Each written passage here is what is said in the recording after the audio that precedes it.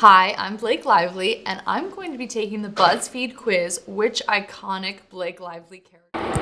Hi besties, I am Zuriyata Baskan Lashari with Corventa. Today we should discuss a The clock is ticking, and the public waits with bated breath. Blake Lively, Hollywood's ever-calculated enigma, is set to release an audio file that promises to expose Steve Sowitz, a figure of corporate power intertwined with Wayfair Studios, in what her team claims is an illegal recording. For weeks, speculation has swirled, analysts, gossip sites, and social media pundits placing bets on the timing, the content, and the ultimate impact of the leak. Will it arrive today? Tomorrow? Or will it be dropped strategically on a Friday afternoon? A move designed to bury its impact in the casual scroll of weekend news feeds?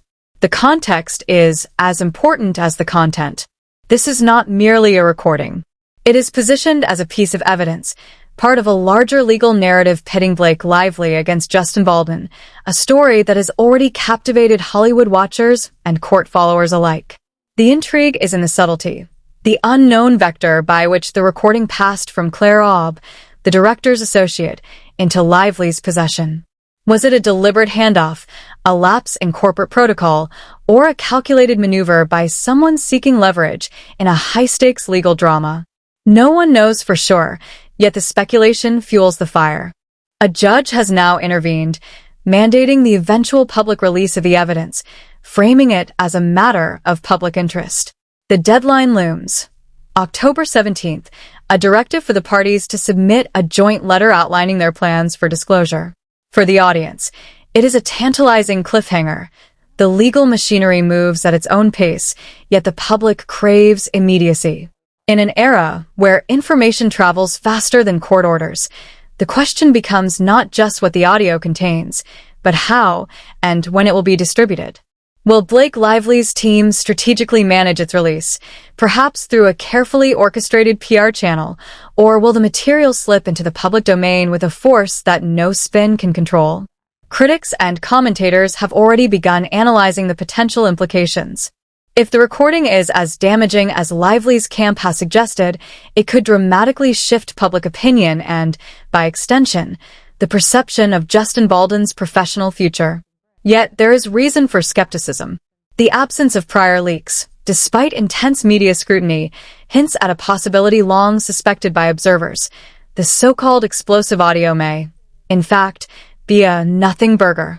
Legal insiders and PR strategists alike note a pattern. When an asset of true leverage exists, it is rarely held back for so long without strategic reasoning. This delay, far from signaling caution, may reveal that the recording lacks the substantive impact its promoters claim. Beyond the legalistic implications lies the question of credibility. Blake Lively has meticulously curated her public persona, balancing vulnerability with strategic assertiveness. Yet, every delay in releasing purportedly critical evidence chips away at trust. In the court of public opinion, credibility is currency, and once it is spent, it is difficult to reclaim. Thus, even a recording that is objectively neutral or mildly incriminating can become a symbol of manipulation if its presentation appears orchestrated or selective. Observers suggest that the strategic restraint in releasing this material could indicate that Lively's team has already exhausted the persuasive power of their available evidence, raising questions about whether prior claims were inflated to craft a narrative of victimhood and moral high ground. Simultaneously, the cultural and social backdrop of this release cannot be ignored.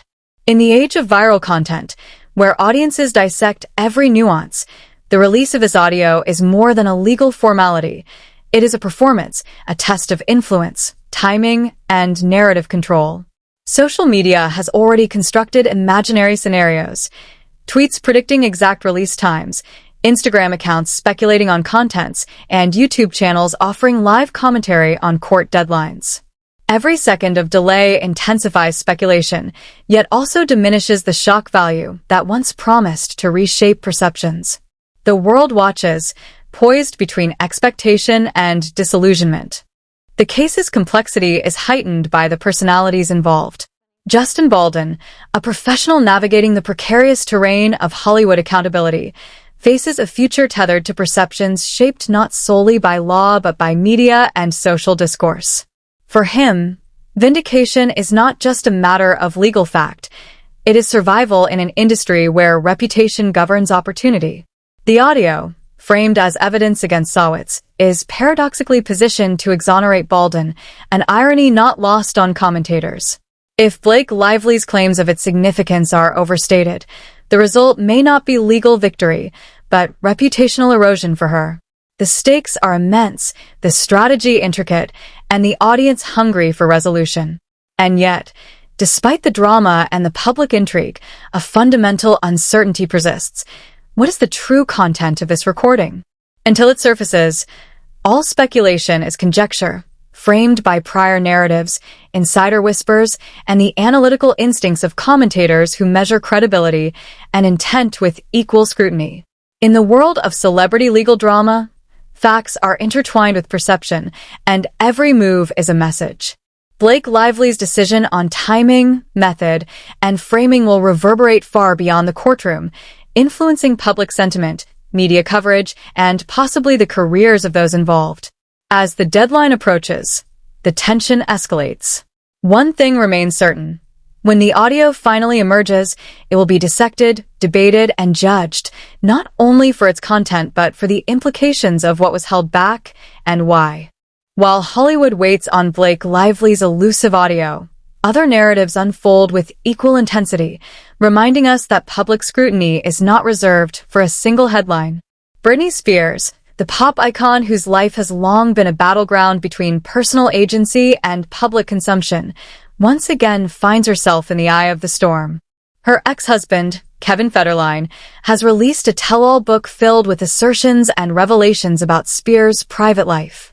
Among the more inflammatory claims is an allegation that Spears engaged in cocaine use during a period when she was breastfeeding, a claim that, if true, would raise serious ethical and legal concerns. Yet, Spears' response is measured, disciplined, and pointed. The constant gaslighting from my ex-husband is extremely hurtful and exhausting. Her statement underscores a persistent reality. In cases of celebrity exposure, the personal and public collide violently. Spears positions herself not as a figure of scandal, but as a subject of systemic exploitation, a woman whose life has been dissected and monetized against her will. This exchange illuminates the broader dynamics of fame and control. Federline's narrative, while potentially profitable and sensational, reveals less about Spears' personal choices than it does about the mechanisms of celebrity media, the incentives for betrayal, and the moral calculus of those who profit from disclosure. Spears' measured rebuttal, amplified by public allies such as Nicki Minaj, reinforces a critical principle. Agency can exist even in constrained circumstances. She emphasizes the falsity of the claims, contextualizes her lived experience, and asserts a moral high ground, highlighting the enduring tension between exploitation and autonomy that has defined her public journey. Observers note the sophistication of her positioning. By addressing the allegations without overexposure, Spears retains control over her narrative and resists the tabloid-driven spectacle that seeks to define her.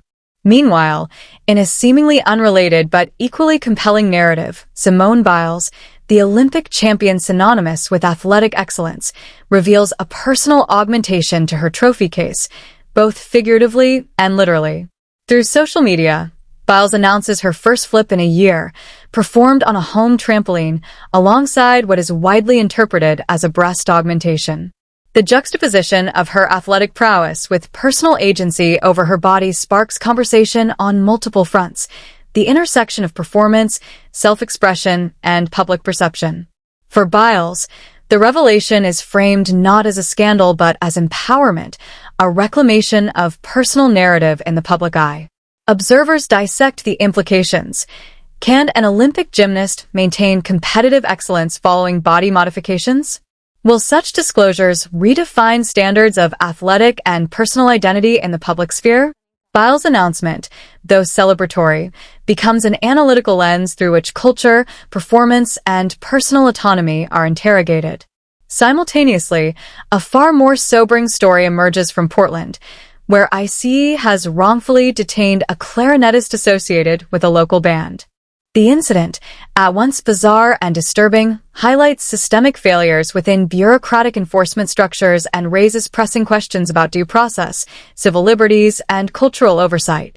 The detained musician, a representative of the artistic community, becomes a symbol of vulnerability in an era of hypersurveillance and misapplied authority.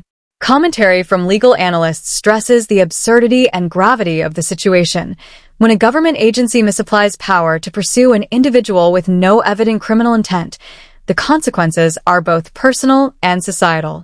For musicians, artists, and broader cultural contributors, the case serves as a cautionary tale, reminder that legal and social protections are not uniformly applied, and that visibility, whether in the courtroom or through media exposure, can be both shield and sword.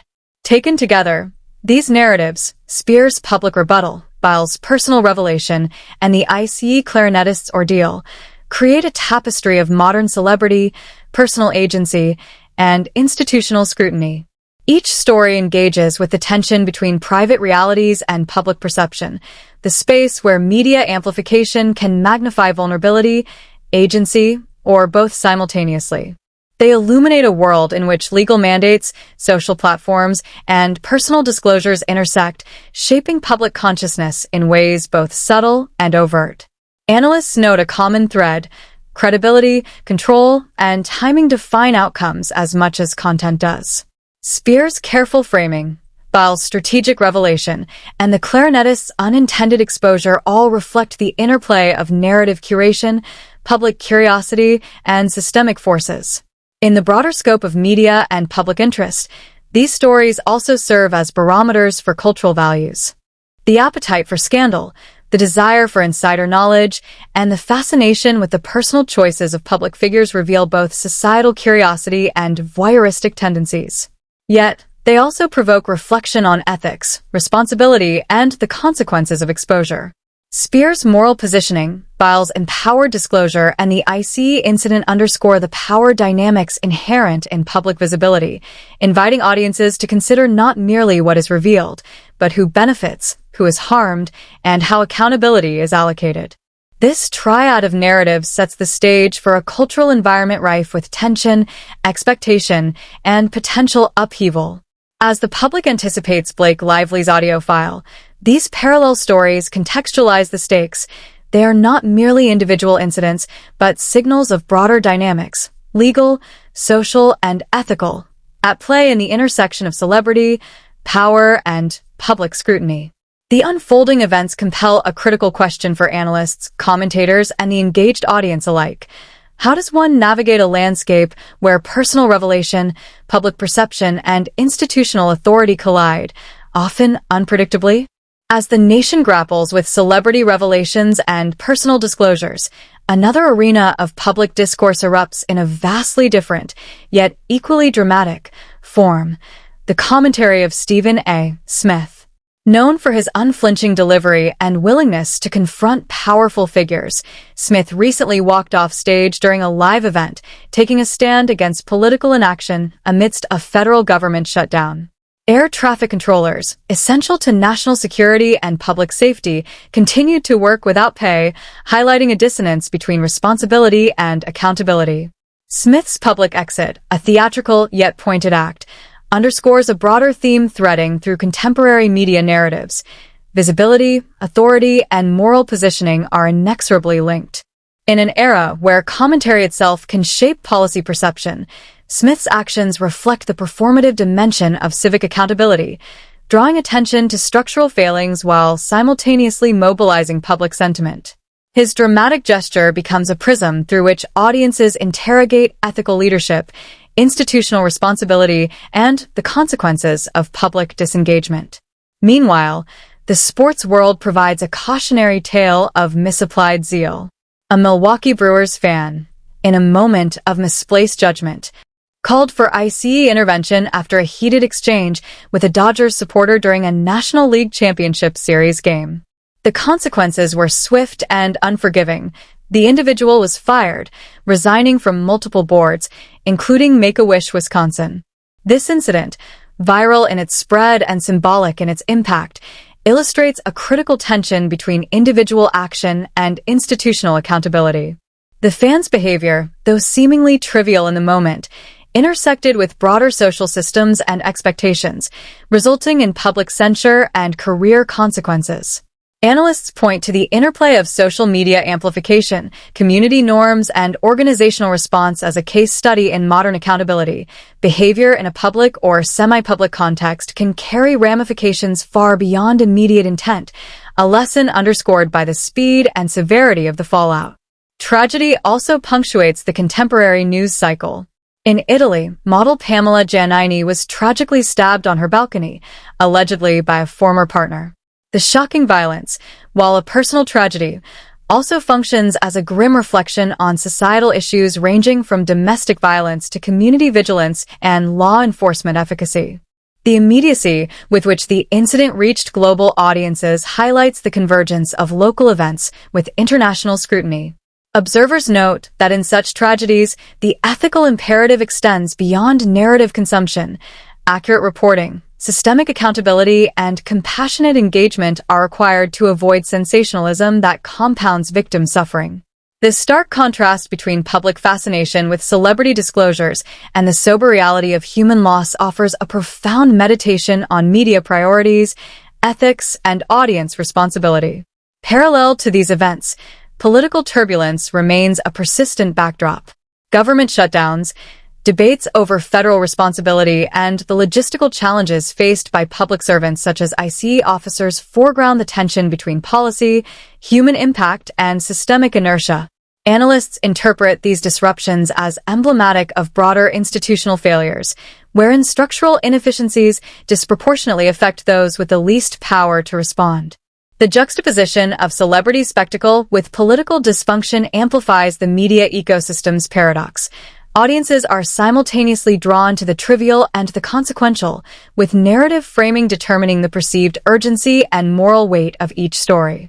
Returning to the sphere of personal agency, these disparate narratives, Lively's anticipated audio, Spears' legal and personal reclamation, Biles' disclosure, the ICE clarinetist, and Smith's principled protest, collectively illustrate the complex interplay of power, perception, and accountability in modern society. Each story demonstrates that visibility, whether earned or imposed, carries responsibility and consequence. In the case of Blake Lively, the delay in audio release may reveal strategic calculation, narrative framing, or evidentiary limitations.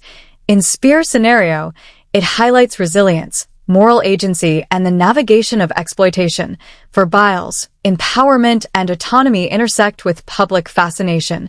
For the ICE clarinetist and Milwaukee fan, institutional oversight and personal misjudgment converge to produce tangible outcomes. Even tragedies, such as Giannini's murder, reflect the moral and social imperatives that extend beyond mere consumption into the realm of advocacy, prevention, and justice. Critically, these stories underscore the modern media landscape's duality: immediacy and analysis, spectacle and substance. In an age of social amplification, audiences are not passive observers. They participate, interpret, and influence outcomes through engagement, commentary, and dissemination. This dynamic places extraordinary power in the hands of both content creators and consumers, blurring the boundaries between storyteller, analyst, and participant. The stories converge to reveal a common theme: truth, perception, and agency exist in tension, mediated by timing, framing, and public attention. Legal deadlines, social media leaks, public statements, and institutional missteps collectively shape the narrative ecosystem, producing outcomes that are simultaneously predictable and chaotic, procedural and performative. In conclusion, the unfolding events represent more than episodic headlines. They are a lens into contemporary society's negotiation with information, power, and morality. Blake Lively's anticipated audio file may or may not deliver the explosive impact promised, yet its significance lies in what it reveals about strategy, narrative control, and the commodification of personal experience. Spears' resilience and refusal to be manipulated, Biles' assertive ownership of her body and performance, the clarinetist's vulnerability to institutional overreach, Smith's principled defiance, and the consequences faced by public missteps all coalesce into a narrative mosaic that interrogates accountability, ethics, and perception. The media ecosystem, in its relentless appetite for stories, becomes both a battleground and a mirror, reflecting societal values while simultaneously shaping them. As audiences await the next development in each narrative, one principle remains constant. In the convergence of celebrity, law, politics, and human tragedy, perception is reality, timing is strategy, and narrative control is the ultimate currency. Whether through a leaked audio file, a measured public statement, or a principled walk-off, the actors within this ecosystem navigate forces that are simultaneously personal, public, and procedural. Observers are left to interpret, critique, and contextualize, aware that every disclosure, delay, or dramatic gesture carries ramifications that extend far beyond the moment. The story continues to unfold, a testament to the complexity of modern fame, accountability, and societal engagement, a tapestry of human drama, institutional inertia, and the relentless pursuit of visibility, understanding, The clock is ticking. and Hollywood Ultimately, watchers hold their justice. breath as Blake Lively prepares to release an audio file that allegedly exposes Steve Sowitz, a key figure behind Wayfair Studios. For weeks, speculation has dominated social media. Will it drop today, tomorrow, or during a Friday afternoon news dump? This isn't just an audio clip. It's positioned as legal evidence in a high-stakes battle with Justin Baldon. The mystery of how the recording passed from Claire Aub, the director's associate, into Lively's hands only fuels the intrigue. A judge has now mandated its eventual release, setting a deadline for October 17th. Yet, the delay has observers questioning its significance. If it were truly explosive, why hasn't it already surfaced? Analysts suggest it may be a nothing burger, potentially a tool to craft a narrative of victimhood rather than a game-changing revelation. In Hollywood, timing, credibility, and narrative control often outweigh content itself, and Lively's strategic restraint raises more questions than answers. Meanwhile, Britney Spears faces her own storm. Kevin Federline's tell-all book makes shocking claims, including allegations about Spears' personal conduct during motherhood. Spears responds with measured dignity, asserting, "The constant gaslighting from my ex-husband is extremely hurtful and exhausting." Her words reclaim agency, resisting tabloid sensationalism and highlighting the long-standing exploitation she has endured. With allies like Nicki Minaj, Spears demonstrates that even in public scrutiny, narrative control is possible. Simone Biles, too, reshapes public perception. Announcing her first flip in a year on a home trampoline and a personal body augmentation, Biles blends athletic excellence with empowerment over her own identity. Observers debate whether such changes impact performance, yet her story underscores a central truth. Visibility carries both influence and scrutiny, and how one navigates it defines public reception. In Portland, the ICE detention of a clarinetist illustrates institutional overreach. An artist becomes vulnerable under bureaucratic misapplication of authority, reminding us that visibility and consequence are not limited to fame. Similarly, the Milwaukee Brewers fan who called ICE on a rival demonstrates how public missteps, amplified through social channels, can produce immediate career repercussions. Tragedy also punctuates this landscape. Italian model Pamela Giannini's fatal stabbing exposes societal and personal vulnerabilities, highlighting the stark contrast between celebrity spectacle and real human loss. Meanwhile, political tensions rise as Stephen A. Smith walks off stage, protesting a government shutdown that leaves essential workers uncompensated.